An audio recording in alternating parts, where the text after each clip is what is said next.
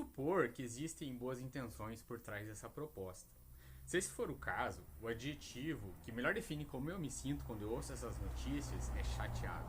E eu fico chateado porque as pessoas que propõem essas ideias, elas geralmente não entendem do assunto. Elas nunca foram buscar entender, nunca conviveram com essa realidade e aparentemente elas não estão nem um pouco preocupadas com isso. Elas partem do princípio que esses pré-conceitos, que no final das contas todos nós recebemos durante a vida, que eles são inquestionáveis e suficientes para elaborar políticas públicas de alto alcance. Até pouco tempo atrás, e pouco mesmo, 5 no máximo 10 anos, as pessoas que eram prejudicadas por essas propostas, elas não tinham nem o direito de se defender. Elas nem podiam falar sobre o assunto abertamente, porque existia o risco de sofrerem todo tipo de represália da família, dos amigos, no trabalho, da sociedade no geral. E, de certa forma, só lhes restava sofrer em silêncio, esperando que um dia, magicamente, as coisas mudassem para melhor. Felizmente, essa pequena mágica, ela vem acontecendo, devagar, mas vem. Ainda não é fácil, não é todo mundo que tem a possibilidade de falar sobre isso. Mas em algumas situações já dá para se sentir seguro o suficiente para falar: ei, pera lá, não é bem assim que as coisas funcionam não. E é justamente por isso que eu decidi contar uma história. Era uma vez um homem e uma mulher. Se conheceram, se apaixonaram, namoraram, casaram. E 2 anos depois do casamento tiveram o seu primeiro filho, que era eu. 1 ano depois, nasceu o segundo filho. E mais 2 anos, o terceiro. E assim se constitui essa família. Um pai, uma mãe e 3 filhos homens. Nós crescemos nessa casa, numa cidade do interior, uma cidade que tinha forte tradição católica e de valores conservadores. Nós, inclusive, eu e meus irmãos, recebemos educação religiosa. Nossa família ia na missa todo final de semana. Nós fomos batismados, crismados, fizemos catequese e primeira comunhão. Bem, dentre todos os ensinamentos que a gente recebeu nesses primeiros anos de vida, estava de alguma forma inserida a forma como se constituíam famílias. Na verdade, um pouquinho antes, a forma com que 2 pessoas deveriam se relacionar romanticamente. Eu não preciso nem entrar em muitos detalhes sobre isso, porque acredito que a maioria das famílias brasileiras dessa época viveu num cenário muito parecido. A nossa própria família era um espelho desse ideal. Não existiam outros conceitos de família. A homossexualidade, ela nem era um assunto discutido abertamente, porque era uma realidade que as pessoas acreditavam ser tão distante, tão alienígena, e não tinha relação nenhuma com família ou com relacionamento. Na melhor das hipóteses, as pessoas chamavam outras de gay para fazer gozação, para tirar sarro. A viadagem, ela era uma excentricidade, era uma coisa de gente que não era séria. Na pior das hipóteses, era vista como uma grave violação moral. Não existia nada mais vergonhoso que uma pessoa pudesse fazer. Vejam só, se por um acaso eu tivesse matado uma pessoa e fosse contar para um amigo, esse meu amigo ainda me perguntaria: mas quem? Por quê? Existiam justificativas. Mas para um ato homossexual não existia justificativa nenhuma. Se alguém fizesse isso, as pessoas reagiam como se ela tivesse traído a confiança da própria humanidade, e esse era o motivo máximo para afastar alguém da tua vida. Nos meus primeiros anos de vida, esse ambiente todo até não foi um problema. Bem, primeiro porque criança nem tem interesse sexual de qualquer natureza, né? Eu queria saber de brincar, eu ia pra escola e eu acreditava que o mundo era um lugar justo. Em segundo lugar, porque história de viado era tipo um conto do bicho-papão. Viadagem era uma coisa de gueto que acontecia lá longe. Era como se a gente estivesse falando de marcianos. Aqui perto, que é lugar de gente certa, não existe essas coisas.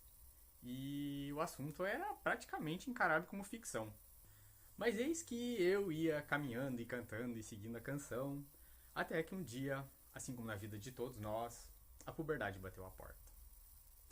E eu lembro que eu tinha mais ou menos uns 12 anos, quando foi a primeira vez que eu senti coisas novas, estranhas, por uma outra pessoa.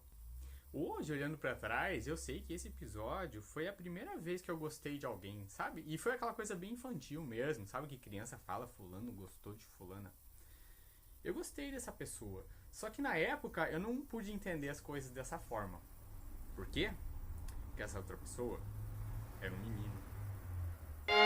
Eu tive que interpretar o que eu estava sentindo ali de acordo com a maneira que eu achava que o mundo funcionava. Então eu pensei que, bem, eu achei aquele menino bonito, achei ele interessante e eu queria ser amigo dele. Esse episódio em si até não me incomodou muito, porque durante um evento, foi uma coisa isolada na vida, eu nem conhecia esse menino antes. No dia seguinte, a vida voltou à rotina, eu não vi mais ele e acabou que eu não pensei mais no assunto. Acontece que a puberdade é um caminho sem volta. E depois disso, esse mesmo sentimento aconteceu de novo, e de novo, e de novo. E sempre por meninos. E as meninas? Como era? As meninas, eu achava elas bonitas. Até hoje eu sei muito bem reconhecer a beleza das mulheres. Mas sempre foi, desde tenridade, um reconhecimento meramente estético. Eu nunca tive a capacidade de analisar a beleza feminina com uma conotação sexual. Hoje eu sei reconhecer o que é uma mulher atraente, mas não porque eu olhe e eu acho atraente, e sim pelas palavras de homens heterossexuais, ouvindo o que eles falam, que eles acham atraentes numa mulher. Para me fazer entender, eu vou fazer uma analogia ao trecho de um livro que eu tô lendo, esse livro aqui. O autor, ele fala sobre sapos, mas eu vou usar no meu exemplo cachorros.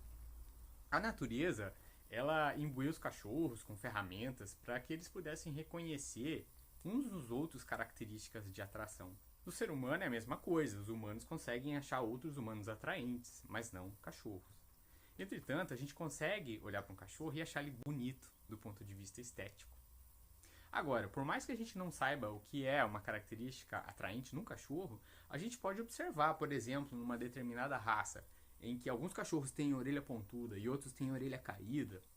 Vamos supor que os cachorros de orelha pontuda, eles geralmente estão mais envolvidos em atividades sexuais. Então é razoável a gente concluir que orelhas pontudas nessa raça representam uma característica de atração. Dá até para dizer o que é um cachorro atraente, mas não porque a gente acha ele atraente. No caso dos gays é a mesma coisa. Por mais que quando o assunto seja homens e mulheres a gente não esteja falando sobre espécies diferentes, por alguma razão a natureza deu um jeito de enfiar mais uma divisão aí no meio. Para resumir a história, é assim. Eu sei reconhecer tanto a beleza masculina quanto a feminina, mas é só a beleza masculina que tem a capacidade de alterar minha respiração.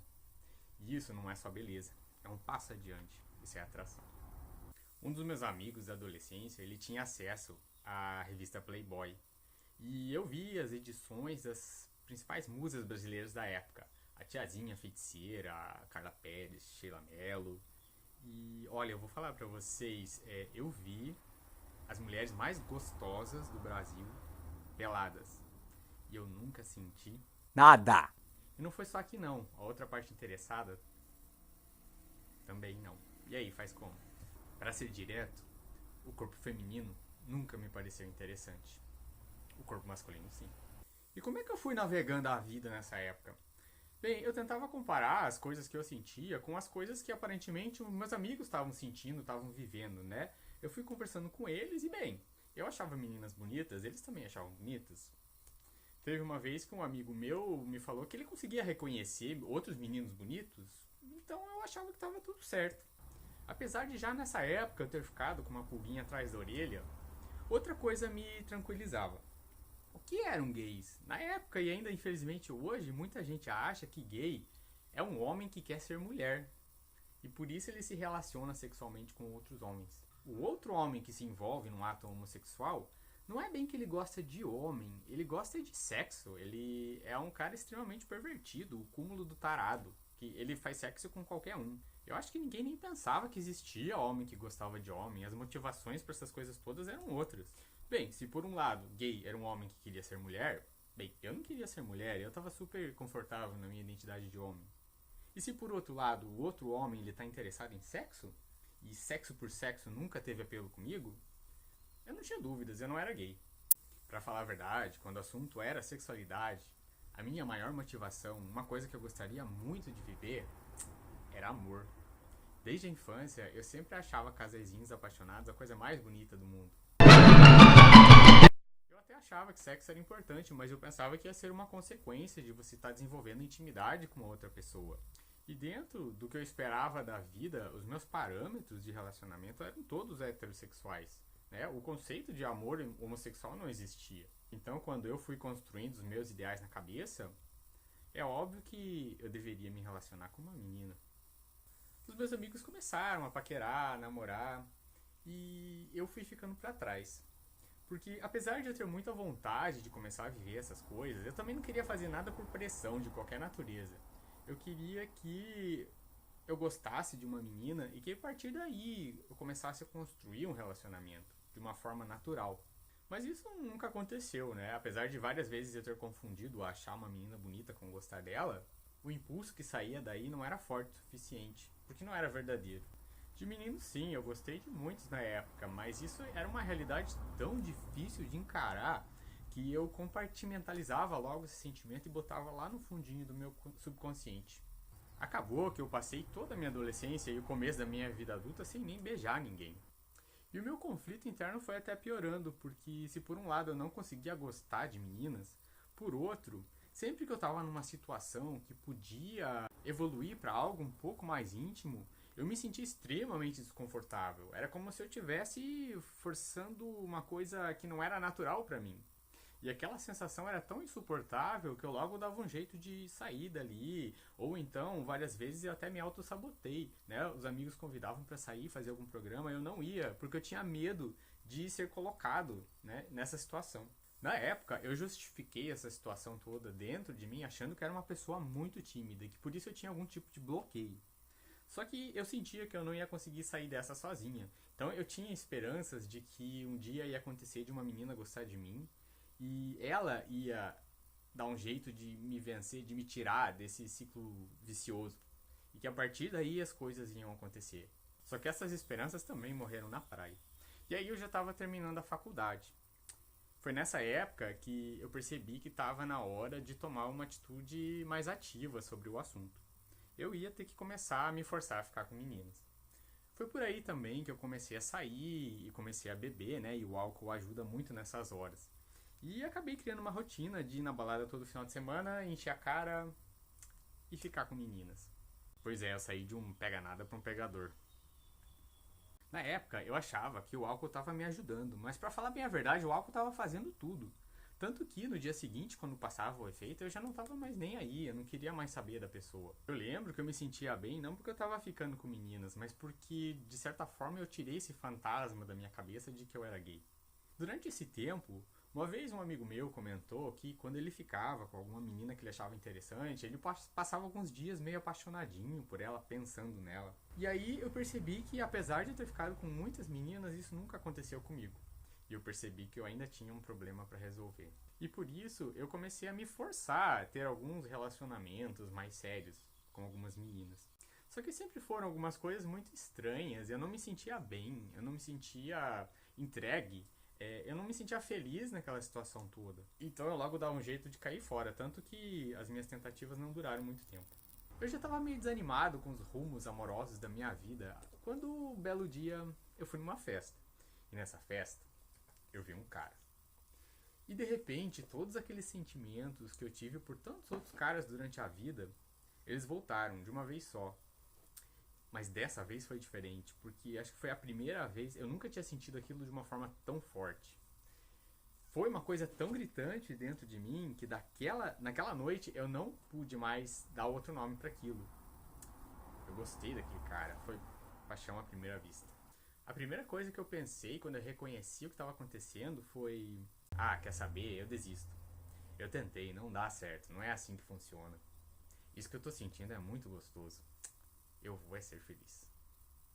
Nessa noite até também não aconteceu nada, mas eu voltei para casa extasiado, eu estava transformado. O simples fato de eu ter reconhecido essas coisas todas dentro de mim me mudaram muito. Eu acho que assim, a sensação de você ser sincero consigo mesmo, principalmente quando você passou tanto tempo mentindo, é muito libertadora. E o fato de eu estar em paz comigo mesmo influenciou inclusive o meu relacionamento com o resto do mundo. Eu acho que eu me tornei uma pessoa muito mais fácil de conviver depois disso. Esse cara sim, eu passei um mês pensando nele. E de repente eu estava sentindo tudo que eu esperava um dia sentir por meninas, por ele. Eu ainda não estava transformando nada disso em ação. Mas cara, como era gostoso estar apaixonado. Ainda demorou algum tempo para eu me sentir confortável para dar o próximo passo.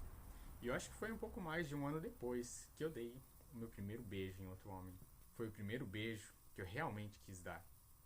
E a sensação foi como se depois de ter passado a vida inteira segurando a respiração embaixo d'água, eu finalmente tivesse subido à superfície e enchido os meus pulmões. Até então, eu nunca tinha me sentido tão vivo. Resumão da obra. Eu cresci no mundo que esse deputado aí sugere. Um mundo onde as relações homossexuais elas são escondidas, varridas para baixo do tapete. Onde as relações heterossexuais são propagadas como a única válida. Eu tive todos os incentivos para não sentir isso e para não agir dessa forma. Só que não é assim que funciona. O sentimento, o gostar de homem, surgiu sozinho dentro de mim. E é assim que eu entrei na puberdade. E quem é que vai me negar amor, porra?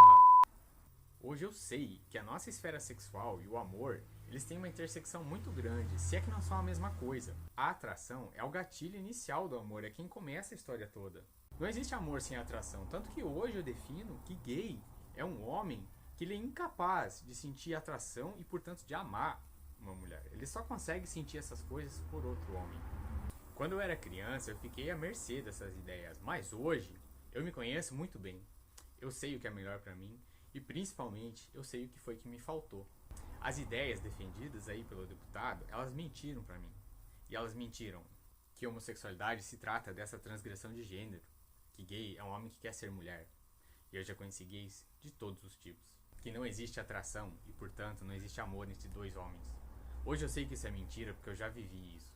E se eu soubesse lá atrás que isso seria possível, que um dia eu ia encontrar no final dessa caminhada amor e felicidade, eu não teria resistido, eu não teria travado essa luta inútil e perdida desde o começo comigo mesmo. Que é uma questão de escolha. Que eu poderia ter sido heterossexual se eu quisesse. Eu tentei a exaustão. E se tem uma coisa que eu ganhei desse período todo foi frustração, foi decepção. E uma enorme perda de tempo, no meu caso foram mais de 10 anos. E não foi só tempo perdido comigo, não. Todas essas meninas com que eu me relacionei, elas também criaram expectativas que eu não era capaz de cumprir. Na época eu não sabia, mas todos nós saímos perdendo. Que viadagem é necessariamente putaria. Olha, se a atração ela tá fora do nosso controle, o que fazer com isso é uma questão pessoal. E é muito bem possível transformar isso em amor. Que isso era imoral. Os sentimentos que eu tenho por outros homens de natureza sexual, eles não influenciam em nada a forma com que eu me relaciono com as outras pessoas no mundo. Imoral é não me permitir amar do jeito que eu consigo. Foi por acreditar nessas baboseiras que eu me fechei para muitas experiências da vida. E principalmente a experiência que eu considero a mais sublime de todas, que é a experiência do amor. Eu, infelizmente, consegui sair desse ciclo autodestrutivo, mas infelizmente muitas pessoas não conseguem. E isso acontece porque essa enorme carga negativa associada à homossexualidade, ela começa a entrar nos nossos ouvidos e na nossa cabeça quando a gente ainda é criança. Se o objetivo dessas leis aí é proteger as crianças, aí eu venho perguntar, então quem é que se preocupa com as crianças gays? Com as crianças que não se encaixam no molde do que é considerado normal?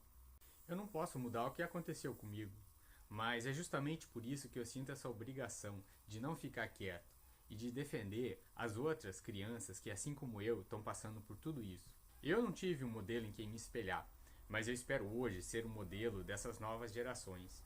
Se eu faço isso, é por compaixão ao meu eu passado, é por compaixão à criança que eu fui um dia e que teve que lutar tudo isso sozinho. Ei, mas pera lá. Isso aí é tua história, né, meu? Quem é que garante que é assim que acontece com todo mundo? É uma boa pergunta. Eu mesmo já conversei com muitas outras pessoas gays. E é verdade, toda história tem as suas peculiaridades, a sua dinâmica. Mas alguns temas, eles costumam ser comuns a todas elas. E isso que eu contei pra vocês sobre se sentir completo, feliz, se sentir em paz, é uma coisa que acontece com muita frequência. E isso tem que ser levado em consideração, porque a forma com que a gente se relaciona com nós mesmos, ela reflete na forma como a gente vai se relacionar com o mundo. Mas pera lá. Na verdade eu nem te conheço, eu tava passando na rua e vi você falando e vim ouvir aqui. Como é que eu sei que isso tudo aí é verdade? É uma boa questão também. Eu acho que a gente não deve acreditar em qualquer vídeo que a gente vê por aí, não. Eu não tô aqui para pedir que ninguém pura e simplesmente acredite no que eu tô contando. Mas se eu tenho um pedido a fazer, é para que as pessoas mantenham a porta do diálogo aberta. Sabe, a gente acha que não, minha família achava que não. Mas um dia, cedo ou tarde, essa realidade ela vai aparecer aí pertinho de você, seja na sua casa, na sua família, no seu círculo de amigos. Quando isso acontecer, eu só te peço para você se permitir conhecer essas histórias, se permitir conhecer essas situações através da experiência de outras pessoas. Porque quando a gente é incapaz de sentir isso dentro de nós mesmos, a gente só consegue de fato entender ouvindo o que as outras pessoas contam. Se permita conhecer essas histórias, se permita mudar de opinião. Não existe justiça quando a gente toma opinião por verdade.